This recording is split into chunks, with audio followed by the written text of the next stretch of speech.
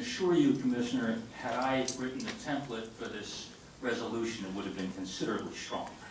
I can also tell you that if you look around this state and take time to read the resolutions, ordinances, and letters, which are actually available on my website, which you seem to be the only person who can't access, I suggest you try it from home, you'll find that they're all very different, and they were all brought forth by people in the counties on their own, acting separately. We have a gentleman here tonight from Medford who worked very hard in his counties to do it, and so to imply that somehow Oregon Firearms Federation is the puppet master behind this is just ridiculous. To understand why this resolution is important and needed, you need to look no further than the flyers that Ceasefire Oregon has disseminated attacking you and the resolution. I'm sure you've all seen the flyers claiming that you are enabling felons to buy guns. It goes on to ask, why are the Clackamas County Commissioners helping to arm domestic abusers and felons? It's those kinds of outrageous fabrications that groups like these with money from out-of-state billionaires have been spewing in Salem for years. Keep this in mind when you listen to their statistics. The outright lies and fake numbers that are the basis of all these groups' demands are why we need counties to send a message to Salem, because too many people there actually believe this nonsense. The fact is the Oregon background check system is a joke and a failure, as anyone who's read the OSP statistics can see. This is not stopping felons from getting guns. It's a fantasy. Unsafe storage. Commissioner Schrader's nephew did not die because of a lack of safe storage mandates. He died because of a lack of knowledge and a lack of responsibility on the part of his parents. Okay? Both my sons owned their own guns by the time they were 12. My younger son was a certified rifle, pistol, and shotgun instructor by the time he was 13. Neither of my sons were ever in any danger because they had access to firearms. In closing, I want to thank you for this hearing and have encouraged to discuss this resolution, and I'd like to request that you include a specific objection to an expansion of the failed background check system. Thank you. Thank you.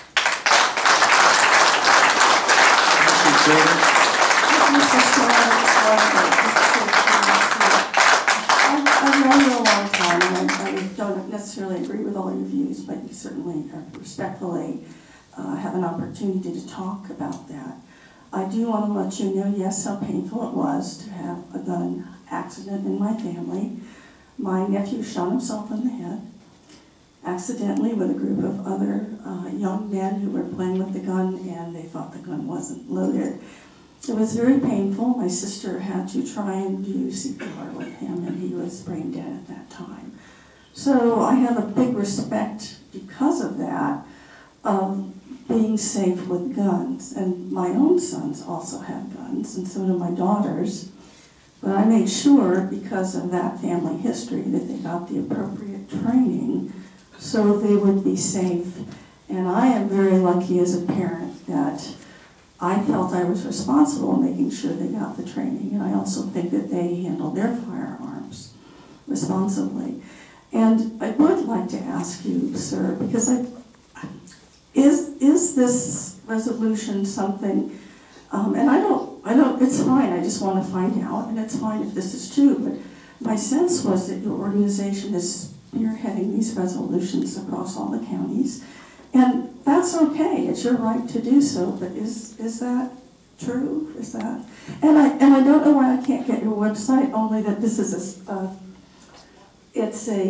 I showed Commissioner Ludlow, I couldn't get it. This is not my particular iPad, it's owned by the county, so I do not know why those are, I couldn't get it on mine. But could you tell me, is this something that you're kind of really working on as a group with all the counties? Well, first of all, I would like to comment as far as your, everybody agrees that the death of your nephew was very tragic. Oh, absolutely. But I also think that if people who support your position, like your Democratic colleagues in Multnomah County and in the legislature, had their way, not only would you have lost your nephew, but your sister would be in jail. And I think that's something you should consider. Okay? As far as are we spearheading this, well, a long time ago, it occurred to me that the counties were going to be the answer to how we protect ourselves against the ignorance that's being generated by people in Salem. But as I said earlier, and I will repeat it now, while we are highly supportive of every effort in every county, many of these ordinances go back to 2012 and 2013.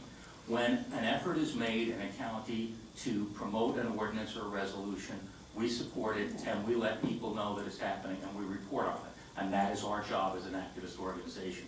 But to imply that somehow I personally or my organization have written all these and there's a template, clearly, if you take the time to look at them, there's no template because they're all different. Yeah, that's what I was trying to clarify for public record. Because what I'm clarifying is you're advocating it, but essentially each county is writing their own wording with this, is what you're saying. Okay, I just wanted to clarify that and get that on the record. That's Thank you, what's Mr. Chair. happening. Thank you.